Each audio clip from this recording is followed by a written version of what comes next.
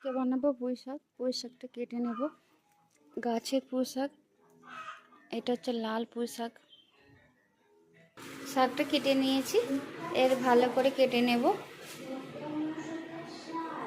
ভালো করে কেটে ধুয়ে নিয়েছি, ডাঁটা আর পাতা একসাথে দেব। লাগবে মসুর ডাল, ডালটা ভালো করে ধুয়ে নেব। কড়াই তেল দিয়ে দেবো শুকনো লঙ্কা। ডালটা ভালো করে ধুয়ে নিয়েছি, লঙ্কা ভাজা হয়ে গেছে, দিয়ে দেবো নুন, দেবো ডালটা দিয়ে দেবো। ভালো করে একটু হালকা করে ভেজে নেব। অল্প হলুদ দিয়ে লঙ্কা গুঁড়ো দিয়ে ভালো করে কষিয়ে নেব। কষানো হয়ে গেছে, জল দিয়ে দেবো। সেদ্ধর জন্য জল দিয়ে দিয়েছি, একটু বেশি দিয়েছি। ডাঁটাটা একটু মোটা আছে, সেদ্ধ হতে একটু সময় লাগবে।